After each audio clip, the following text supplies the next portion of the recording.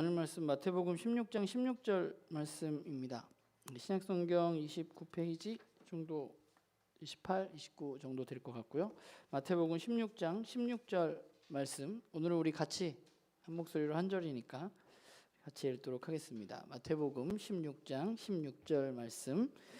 시몬 베드로가 대답하여 이르되 주는 그리스도시요 살아계신 하나님의 아들이시니이다.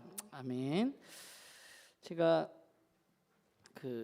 요즘에 주희가 이제 초등학교 6학년이잖아요. 그래서 큰 거 같아가지고 숙제를 하나 내줬는데 그게 뭐냐 하면 주일 예배 좀 잘 드려라 하는 것입니다.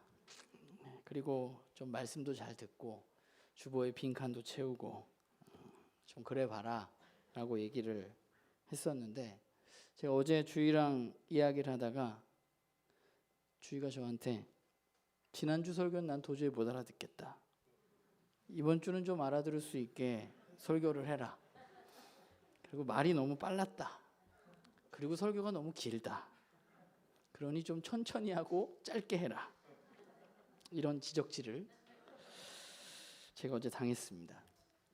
그래서 깊은 반성을 하며 오늘 설교를 준비했는데 행동으로 잘 이어질지는 잘 모르겠습니다. 설교자는 말씀을 누군가에게 전달하는 역할을 하는 사람이죠.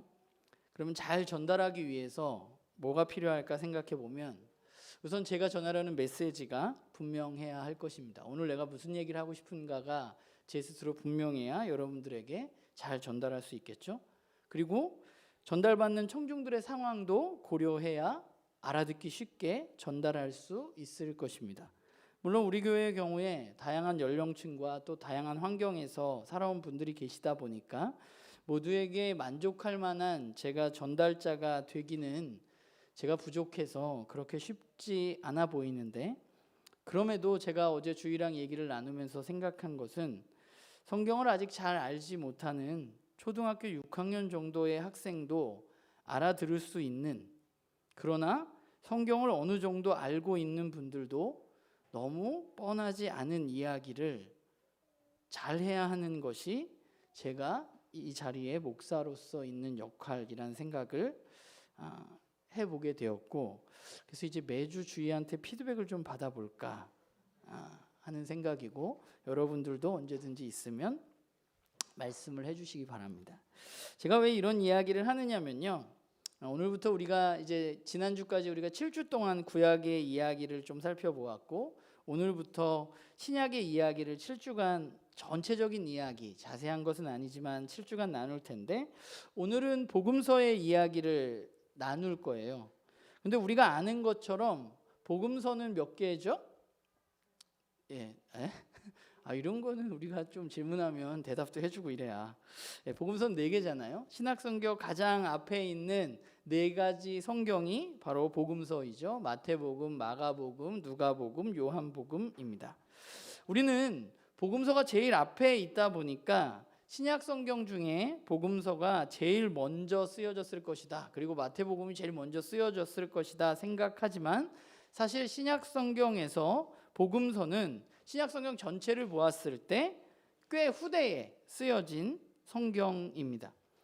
처음 예수님을 믿게 된 그리스도인들은 예수님이 살아계시는 동안에 함께 했던 사람들이 주였기 때문에 그분의 이야기를 굳이 기록할 필요가 없었습니다. 그럴 필요가 별로 없었던 거죠. 그분한테 직접 들었던 이야기가 있고 그분과 함께 살면서 배웠던 것들이 있었기 때문입니다.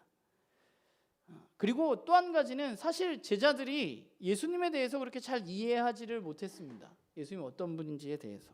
그런데 그들에게, 그런 예수님을 믿고 따르게 된 사람들에게 중요한 사건이 일어나게 되는데, 그것이 2가지가 있는데, 하나는 뭐냐 하면 예수님의 부활이고, 또 하나는 성령이 그들 가운데 임한 것입니다. 물론 그들은 처음에는 예수님이 다시 살아나셨다는 사실을 믿지도 못했습니다. 그러나 제자들이 부활하신 예수님을 만난 이후에 그 제자들의 삶은 완전히 바뀌었습니다. 그래서 도망갔던 패배자 같았던 그들의 모습은 어디 갔는지 온데간데 없고, 그들은 부활하신 예수님을 만난 이후에 함께 모여서 기도했고 또 그들이 기도하는 가운데 예수님께서 약속하신 성령님이 그들에게 임했습니다. 그러니까 부활과 성령님의 임재를 받은 이후 그들은 완전히 다른 사람이 되었습니다. 예수님이 십자가에 달려 돌아가실 때 예수님의 제자들은 예수님을 부인했고 또 도망갔던 사람들이 바로 제자들이었습니다. 그런데 부활하신 예수님을 만난 후에 그리고 그들이 성령 강림을 체험한 후에 그들은 더 이상 핍박이 두렵지 않고 사람들 앞에서 담대히 예수님을 전하는 사람들이 되었습니다. 왜냐하면 그들에게 확신이 있었기 때문입니다. 요한복음 2장 22절에 보면 이렇게 말합니다. 죽은 자 가운데서 살아나신 후에야 제자들이 이 말씀하신 것을 기억하고 성경과 예수께서 하신 말씀을 믿었다라고 요한은 우리에게 말해주고 있습니다. 그러니까 제자들에게 있어서 부활 사건은 그만큼 중요한 것이고 그 부활을 통해서 그들이 예수님에 대해서 올바로 알고 과거에 예수님이 하셨던 이야기들, 예수님의 삶들을 다시 돌아보게 되었다는 것이죠. 그리고 어느 순간 그들에게 자신들이 믿는 부활하신 예수님에 대한 이야기가 그들에게 그것을 전달해야 될 필요성이 제자들에게 생기게 된 것입니다. 그래서 그들은 부활하신 예수님에 대한 것이라면 우리가 그 부활하신 예수님을 믿는데 그 부활하신 예수님의 우리가 믿는다면 그 부활하신 예수님에 대한 더 많은 것들을 알아야 한다는 사실을 깨닫게 되었고 예수님이 이 땅 가운데 계시는 동안 자신들이 목격했던 것 그리고 예수님이 말씀하셨던 것 또 예수님의 삶을 돌아보면서 그들은 다시 회상하고 기록하는 일을 하게 되었던 것이죠. 그게 바로 복음서입니다.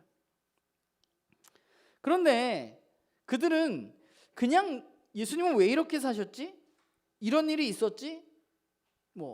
예수님이 이런 일을 했었지? 라고 그냥 그 예수님이 했던 또는 예수님이 했던 말들을 그냥 쭉 그 에피소드들을 적는 것으로 만족할 수가 없었습니다. 그들이 해야 할 일은 예수님이 하셨던 말씀, 예수님이 사셨던 삶, 또 그분이 하셨던 여러 가지 행동들, 여러 가지 사건을 그냥 나열하는 것이 그들에게 중요한 것이 아니라 그것이 그들이 해야 할 일이 아니라 그들이 해야 할 일은 예수님이 어떤 분인지 사람들에게 올바로 알릴 필요가 있었다는 것이죠. 그러니까 우리가 복음서를 읽을 때 오해하면 안 되는 것 중에 하나는 이 네 권의 책이 그냥 예수님의 삶과 예수님의 사역에 관련된 내용을 쭉 아무 의미 없이 기록한 책이 분명히 아니라는 사실에 대해서 우리는 알아야만 합니다. 만약에 그렇다면 굳이 네 권이 쓰여질 필요도 없었을 것이고 네 권이 쓰여졌다면 네 권의 이야기도 다 사실은 같아야 하는 것이죠. 그런데 복음서의 저자들이 했던 일은 그냥 그 사건들을 나열했던 것이 아니라 예수님의 삶과 그분의 말과 그분의 사역을 그들이 해석해서 그분이 어떤 분인지 오늘 제가 여러분들에게 설명하듯이 잘 전달해야 하는 것이 제자들에게 예수님을 믿는 사람들에게 주어진 일이었던 것입니다. 제가 오늘 처음에 주의화했던 이야기를 여러분들에게 이야기했듯이 그들이 분명히 전하고자 하는 예수님에 대한 내용이 자신이 전달하는 전달자들이 내 이야기를 듣는 내 이 글을 보는 그 사람들이 조금 더 잘 이해할 수 있도록 그들은 노력해서 복음서들을 적어 나갔던 것이죠.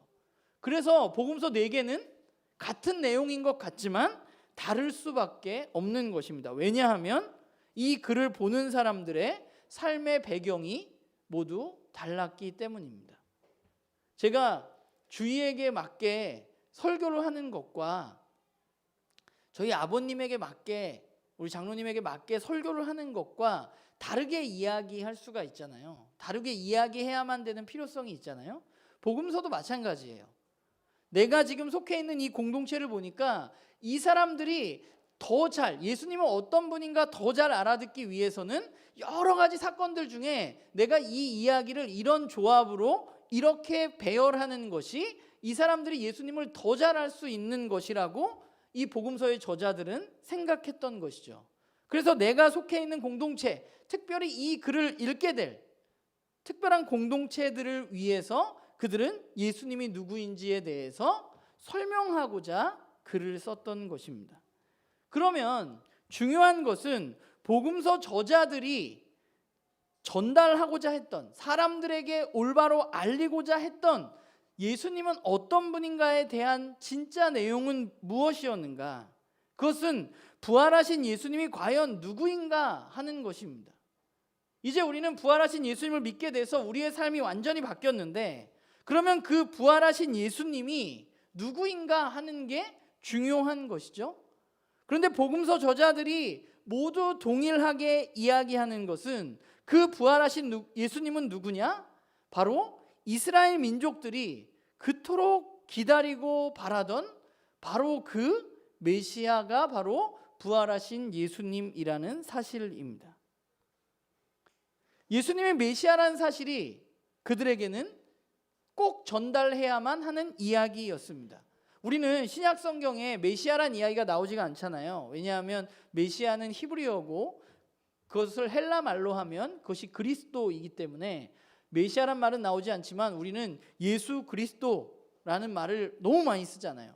그리스도라는 것에 대한 이야기가 한 500번 정도 나온다고 하는데 신약 성경에, 그러니까 예수님은 다른 어떤 분이 아니라 이스라엘 민족이 그토록 기다리던 바로 그 메시아 그리스도라는 사실이 이 제자들이 꼭 전달하고 싶었던 내용이에요.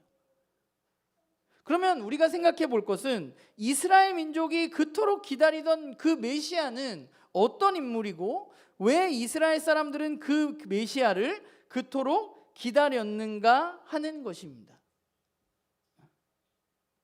우리가 지난주까지 7주 동안 구약 성경의 이야기를 여러분들과 나누었는데, 여러분들이 그 내용을 되뇌어 보면 우리는 이스라엘 민족들이 기다리던 메시아 그리스도가 어떤 역할을 하는 사람인지를 알 수 있습니다.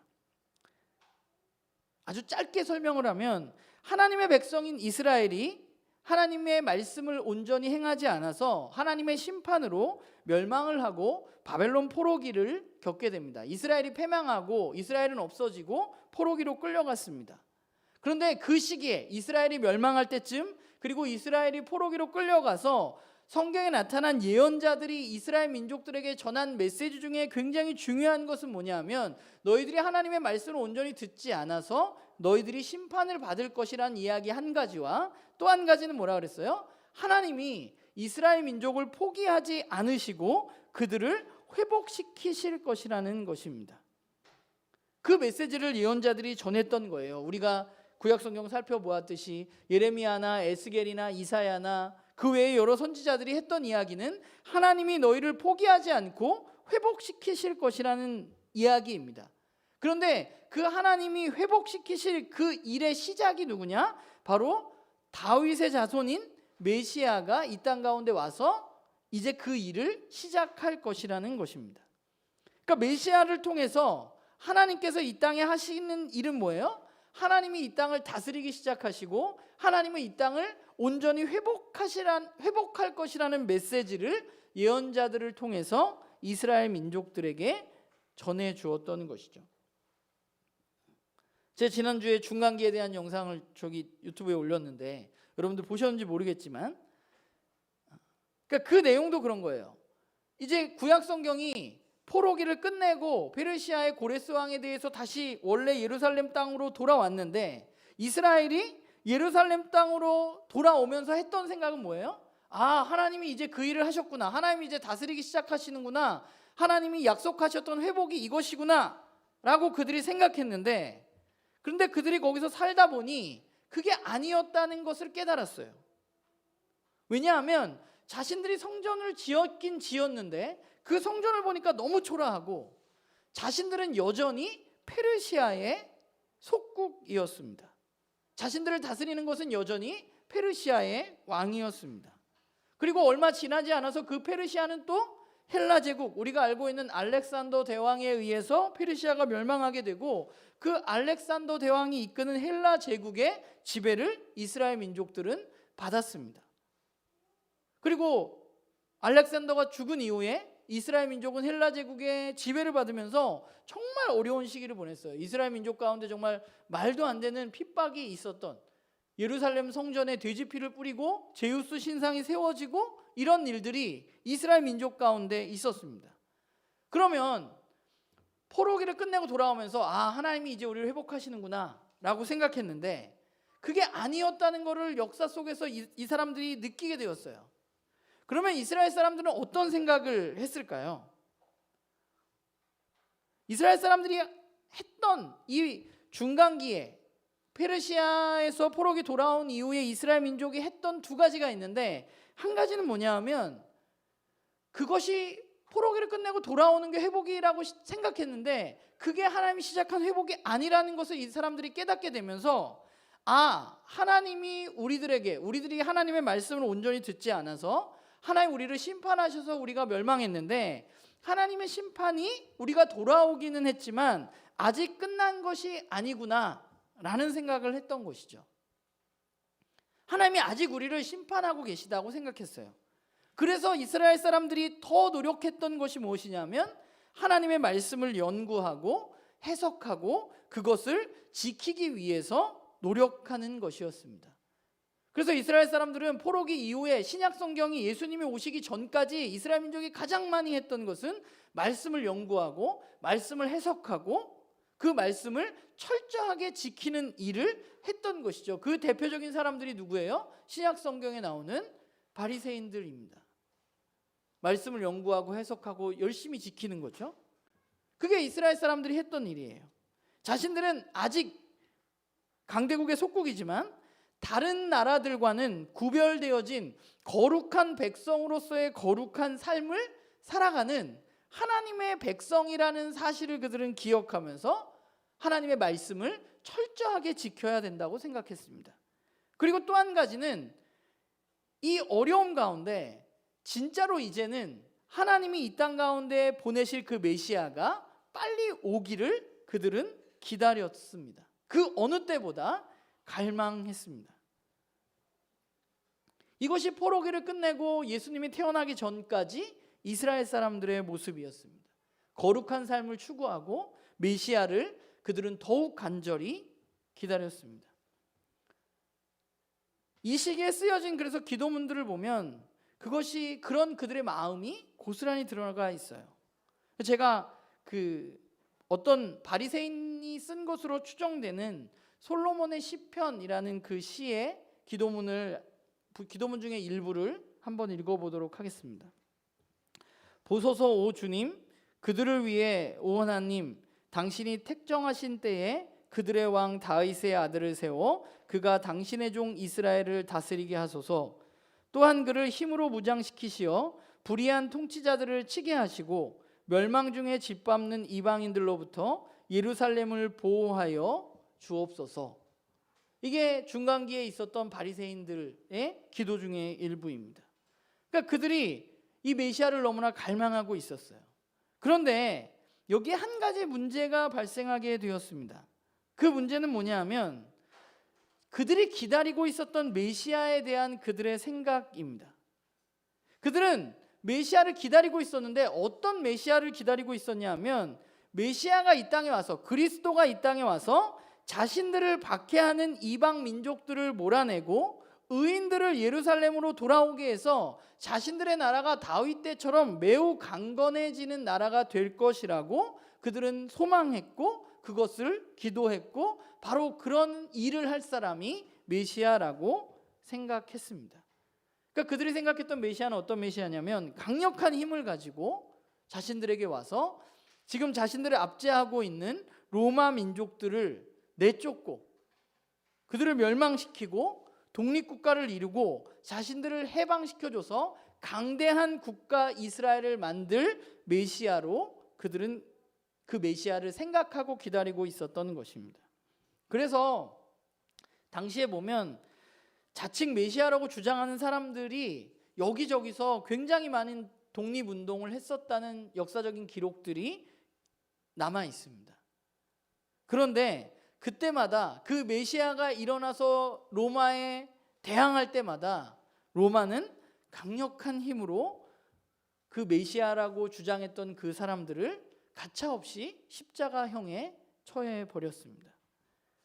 예수님이 오신 시기가 이런 시기라는 거예요. 메시아에 대한 갈망이 일어나고 거룩한 삶을 추구하고 여기저기서 이제는 못 견디겠다. 우리나라가 일제시대에 독립운동을 했던 것처럼 이제는 우리도 못 견디겠다. 우리 스스로 독립을 해야 되겠다 하면서 여기저기서 내가 바로 그 메시아라고 했던 사람들이 일어나고 있었던 그때, 그런데 여전히 해방은 일어나지 않고 여전히 로마의 힘은 점점 강력해지는 것 같은 그때에 예수님이 이 땅 가운데 오셨던 것입니다. 그 시기에 예수님이 오셨는데 아까 말했던 것처럼 복음서 저자들이 이야기하고 있는 게 뭐라고요? 바로 예수님이 하나님의 예언자들을 통해서 약속하신 그 이스라엘이 원하던 바로 그 메시아가 예수님이라는 사실을 복음서 기자들은 전하고 싶었던 것이죠. 사실 우리는 구약 성경을 그리 잘 알지 못해서 그것을 잘 느끼지 못합니다. 우린 복음서 읽으면서도 이게 구약 성경에 있는 건지 없는 건지 우린 잘 알지 못하지만 당시의 사람들은 그것을 너무 잘 알고 있었기 때문에 사실 이 복음서를 읽다 보면 구약 성경에서 이야기했던 메시아에 대한 예언들이 예수님을 통해서 이루어지고 있는 것들을 우리는 보게 되는 것이죠. 대표적으로 예수님이 사역을 시작하시면서 세례 요한에게 세례를 받았을 때 그때 어떤 일이 일어났나요? 예수님이 세례를 받고 물에서 딱 올라오자 어떤 일이 일어났어요? 하늘이 열리고 하나님의 음성이 들리고 성령이 비둘기같이 임하고 하늘에서 어떤 소리가 들렸어요? 이는 내 사랑하는 아들이요 기뻐하는 자라 라고 말씀하셨죠. 하늘에서 들리는 이 소리는 뭐예요? 이는 내 사랑하는 아들이요 기뻐하는 자라. 이것은 시편 2편에 나와 있는 내용입니다. 시편 2편은 어떤 내용이냐면 메시아에 대한 기다림을 표현한 시입니다. 그러니까 예수님이 세례받고 올라와서 우리는 내 사랑하는 아들이요 기뻐하는 자라. 그럼 우리는 예수님이 하나님의 사랑하는 아들이니까 우리는 이렇게 얘기했을 거라고 생각하잖아요. 우리 입장에서는. 근데 당시 이스라엘 사람들 입장에서는 하늘에서 들리는 소리가 이는 내 사랑하는 아들이요 기뻐하는 자라 라고 이야기가 됐다는 것은 이 예수님이 우리가 기다리던 메시아라는 것을 드러내고 있다는 것을 알게 되는 거죠. 그 사람들은. 그래서 복음서 기자들은 예수님이 메시아라는 사실을 드러내기 위해서 그런 요소들, 구약의 이야기들을 많이 차용해서 복음서에 기록하고 있습니다. 그러니까 복음서를 기록했던 사람들이 분명히 하고 있는 것은 예수님이 그 메시아가 분명하시다는 거예요. 그러면 예수님의 메시아가 맞다면, 예수님이 그리스도가 맞다면, 그 그리스도가 이 땅에 온다면 그때 어떤 일이 일어나는가가 중요한 것이죠. 예수님이 이 땅에 오셨는데 그럼 어떤 일이 일어나는가? 마가복음을 살펴보면 마가복음 1장 1절에 뭐라고 마가는 이 글을 시작하냐면 하나님의 아들 예수 그리스도의 복음의 시작이다 라는 말로 글을 시작합니다. 복음서의 저자들이 전하고 싶었던 하나님의 아들 예수 그리스도의 복음, 예수님의 메시아인데 그 메시아가 이 땅에 오면 어떤 기쁜 소식이 있느냐? 그것은 다른 것이 아니라 바로 하나님이 이 땅을 다스리기 시작하게 된다는 것입니다. 우리는 예수 그리스도에 대한 복음에 대해서 오해를 하는 경우가 있는데 여러 번 이야기했지만 복음은 그냥 개인적으로 우리가 예수님을 믿고 우리가 그냥 죽어서 하나님 나라 가고 이 땅 가운데 잘 살고 이것이 예수 그리스도의 복음이 아니라 마가가 이야기하는 하나님의 아들 예수 그리스도의 복음은 구약부터 약속하신 하나님의 약속이 이루어지는 것이고 그 약속은 바로 이제 이 땅 가운데 하나님이 오셔서 하나님이 이 땅을 직접 통치하시기 시작하셨다는 소식, 그것이 바로 기쁜 소식인 것이죠. 그게 바로 우리가 그렇게 나눔교회에서 많이 이야기하는 하나님 나라입니다. 그리고 이 내용에 대해서는 우리가 다음 주에 조금 더 살펴보려고 합니다.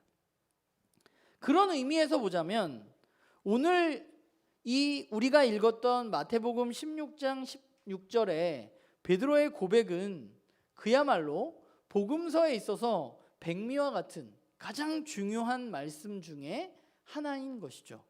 주는 그리스도, 즉 메시아이십니다 라고 그가 고백하는 것입니다. 제자들 중에 한 명이 처음으로 예수님이 바로 그 메시아입니다, 그 그리스도입니다 라고 고백했던 것입니다. 그런데 예수님은 이스라엘 민족들이 그토록 기다리던 메시아 그리스도가 분명한데, 그런데 그들이 기대했던 것보다 훨씬 더 놀라운 메시아가 바로 예수님이었습니다. 왜냐하면 또 하나의 고백이 나오죠. 베드로의 고백이 뭐예요? 주는 그리스도시요 살아계신 하나님의 아들이십니다. 조금 전에 제가 말했던 마가복음 1장 1절도 뭐라고 얘기해요? 하나님의 아들 예수 그리스도의 복음의 시작이다 라고 말합니다.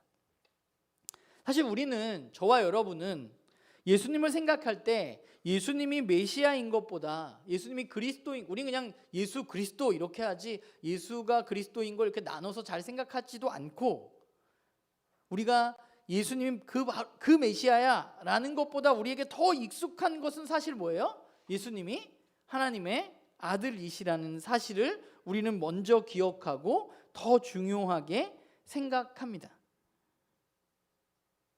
그런데 복음서를 읽는 당시의 사람들은 예수님이 하나님의 아들이라는 사실은 전혀 예상하지 못했던 것일 확률이 높습니다. 왜냐하면 당시의 사람들이 기대했던 메시아는 모세와 같이 하나님의 명령에 따라서 이스라엘 민족을 애굽에서 출애굽시켰던 그 모세처럼 이 땅에서 하나님의 일, 즉 이스라엘 민족이 지금 압제받고 있고 어려움을 겪고 있으니까 그 압제받고 있고 어려움 속에서 이스라엘 민족들을 구출하고 해방해낼 바로 그런 모세와 같은 사람으로 메시아를 생각했기 때문에 그렇습니다. 그래서 사람들은 메시아가 하나님의 일을 잘 완성하는 사람으로 당시의 사람들은 생각했던 거예요. 그런데 예수님은 자기 자신에 대해서 어떤 정체성을 가지고 계시냐 하면, 예수님은 하나님이 말씀하신 사명을 그냥 잘 감당하고 완성하는 분이 아니라 그것을 넘어서서 자기 자신이 하나님이시라고, 하나님의 아들이라고 드러내고 계신 것이죠. 그래서 복음서를 읽다 보면 예수님이 자기 자신이 어떤 신적인 존재, 자기 자신이 하나님임을, 또는 하나님과 아주 친밀한 관계에서 하나님과 밀접한 관계가 있는 분임을 이곳저곳에서 밝히고 있습니다. 예수님의 말씀에서도 그렇고요. 특별히 안식일에 일어나서 안식일에 사람을 고쳤던 사건을 보면 예수님 스스로가 신적 권위를 가지고 있는 사람인 것을 드러내주고 있는 것이죠. 그리고 예수님이 죄를 사해 주겠다고 했을 때 사람들이 놀랐던 이유는 뭐냐 하면, 그 죄를 사해 주는 권세는 하나님에게만 있는데 예수님이 죄를 사해 주었다고 이야기했기 때문에 예수님이 자기가 하나님의 권능을 지금 행하고 있는 것을 사람들이 보면서 놀라고 비난할 수밖에 없는 거죠. 왜냐하면 이스라엘 사람들은 유일신 사상을 갖고 있었기 때문에 예수님이 하나님이라고 절대 생각할 수가 없었습니다. 그러니까 우리가 예수님을 생각할 때 예수님은 하나님의 일을 잘 해내는 어떤 사람이 아니라 하나님 자신이시고, 예수님을 통해서 결국 하나님은 자기 자신이 어떤 분인가를 이 땅 가운데 드러내셨던 분인 거죠. 우리는 예수님을 올바로 알아야만 합니다. 그게 우리에게 필요해요. 예수님 어떤 분인가? 우리가 예수님 믿는다고 이야기하는데 우리가 예수님 누구냐고 누가 물어보았을 때 나는 그 예수님이 어떤 분이라고 올바로 성경이 말하는 바를 이야기해 줄 수 있느냐 하는 것이 우리에게 매우 중요합니다. 당시에 이스라엘 사람들은 예수님이 메시아라는 것, 그리고 메시아에 대해서 오해를 했습니다. 그들은 자신들의 식민지 생활을 하면서 메시아가 자신들을 해방시켜 줄 것이라고, 독립된 국가, 강대한 국가를 이루어 줄 사람으로 생각했습니다. 그래서 그들은 고난받는 예수님을 보면서 그 예수님은 메시아일 수 없다고 결론을 내리는 것이죠. 예수님 메시아인데 자신들이 생각하는 메시아가 아니라는 이유만으로 이스라엘 사람들은 예수님을 십자가는 주로 반란하는 사람들, 아까 말했던 자칭 메시아 로마에 대항하는 사람들이 십자가형을 주로 받았거든요. 그래서 이스라엘 사람들은 자신이 생각하는 메시아상에서 예수님은 메시아가 아니기 때문에 예수님을 십자가에 죽게 했던 것입니다. 그게 이스라엘 사람들이 가지고 있었던 오해죠. 오늘날 우리에게도 이스라엘 사람들과는 다르지만 예수님에 대해서 다르게, 성경이 말하는 것과 다르게 그분을 바라보고 그분을 알아가는 오해가 우리들에게 있습니다.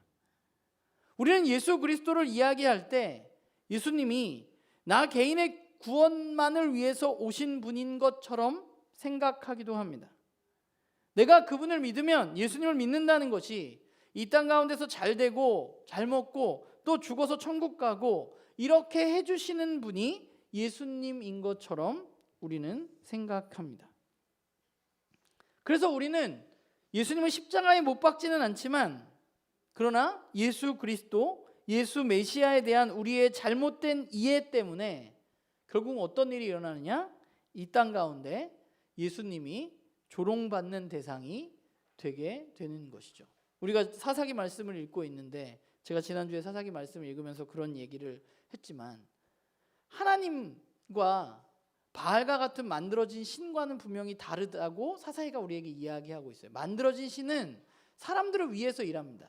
사람들이 잘 되고 사람들이 원하는 것, 사람들의 욕망을 채워주는 것을 만들어진 신들이 하는 거예요. 우리가 전 보러 가고 우리가 다른 신들을 섬기는 게 모두가 내가 잘 되기 위해서 하는 것입니다. 그런데 존재하는 신인 하나님은 내가 잘 되기 위해서 존재하는 분이 아니에요. 존재하는 신인 하나님을 우리가 믿는다면 내가 그 하나님의 말씀에 따라서 살아가는 것이 우리들의 삶인 것이지, 내 삶이 잘 되기 위해서 하나님을 끌어들일 수는 없는 것이죠. 예수님도 마찬가지예요. 예수님은 내가 잘 되기 위해서 예수님이 있는 것이 아니라 예수님을 통해서 하나님이 어떤 분인지 우리에게 드러났고, 하나님이 약속을 지키셨고, 하나님이 이제 이 땅 가운데 예수님을 통해서 그 통치가 시작되셨다는 것을 이야기한 분으로 우리는 그분을 받아들여야지, 내가 예수님을 믿으면 이 땅 가운데서 잘 먹고 잘 살고, 우리가 이런 것들을 예수님으로 받아들이다 보니까 사람들이, 그러면 예수님 뭐가 다른데? 교회는 뭐가 다른데? 하나님은 가서 전 보는 거랑 뭐가 다른데? 이런 이야기를 하게 되는 것이죠. 그러니까 그런 이야기들이 어디서 오느냐? 우리가 예수님이 누구인지, 성경이 말하는 예수님을 올바로 알지 못했기 때문에 예수님이 조롱의 대상이 되고, 이제 이 시대에 아무도 교회에 과거보다 희망이 있다고 생각하는 사람이 그렇지 않은 것이죠. 왜냐하면 우리가 예수님을, 하나님을 만들어진 신과 똑같이 이미 만들어버렸기 때문입니다. 그냥 내가 잘 먹고 잘 살기 위해서 그분이 필요한 것처럼, 그런 분이 아님에도 불구하고. 그렇기 때문에 우리가 그리스도인으로 이 땅 가운데 살아가면서 우리에게 필요한 것은 그분이 진짜 누구인가 올바로 아는 것이 필요한 것이죠. 오늘 베드로의 고백처럼 예수님은 메시아, 즉 그리스도이고 하나님의 아들이십니다라는 고백이 저와 여러분에게 필요한 것입니다. 예전에 꼭 수련회 같은 거 하면 선생님이 꼭 이거 했어요. 너는 예수님을 누구라고 생각하니 꼭 적으라고. 뭐 알지도 못하는데 잘 가르쳐주지도 않고 나보고 적으라 그래. 그럼 뭐 똑같이 쓰는 거죠. 주는 그리스도시요 살아계신 하나님의 아들이십니다. 근데 그게 어떤 의미가 있는지 우리가 알지 못하면서 우리는 주는 그리스도시요 살아계신 하나님의 아들이십니다를 너무 많이 이야기하는 것은 아닌가라는 생각을 좀 해보게 돼요. 이 시대를 사는 많은 사람들은 예수님을 바라보면서 그냥 이 세상을 살았던 좋은 스승, 좋은 선생, 그 정도로 생각합니다. 뭐 그것조차도 안 하려고 하는 일들이 벌어지고 있긴 하지만, 그럼에도 예수님만 생각한다면, 예수는 좋지만 교회는 안 다닌다 그러잖아요. 예수님만 생각하면 그분은 인류에 있어서 굉장히 훌륭한 선생이라고 생각합니다. 그런데 성경은 우리에게 예수님은 절대로 좋은 스승이고 좋은 선생이 아니라고 말합니다. 그는 그냥 훌륭한 분이 아니라 그분은 이 세상을 구원하시기 위해서, 깨어진 이 세상에 하나님이 통치가 이루어지기 위해서 이 땅 가운데 오신 하나님의 아들이고 메시아인 것이죠. 그렇기 때문에 그분이 좋은 선생이라면 우리는 선생님에게 그냥 내 삶에서 조금 더 좋은 것을 배우면 그만이지만, 그러나 그분은 선생님이 아니고 그분은 하나님의 아들이며 메시아이기 때문에 그분을 만나고 그분을 경험한다는 것은 그냥 우리의 삶이 조금 더 좋아지는 것이 아니라 저와 여러분의 삶이 완전히 바뀌어질 수밖에 없는 유일한 구원자가 바로 예수 그리스도인 것입니다. 그분을 믿는 제자들이 완전히 바뀌어졌던 것처럼 저와 여러분의 삶이, 우리가 예수가 그리스도인 것을 정말로 믿는다면, 예수가 하나님이시라는 사실을 우리가 정말 믿는다면 우리의 삶이 조금 좋아지는 게 아니라 저와 여러분의 삶은 완전히 변혁이 일어나야만 하고 완전히 새로운 생명으로 태어나야만 하는 것이죠. 바라기는 저도 그렇고 여러분들도 그렇고 우리 가운데 예수님에 대한 올바른 믿음을 가지고 정말 우리들의 삶이 그리스도인다운 삶을, 그분을 그리스도라고 고백하는 사람의 삶을 살아가는 그런 우리 모두가 되기를 주님의 이름으로 부탁을 드립니다. 기도하겠습니다.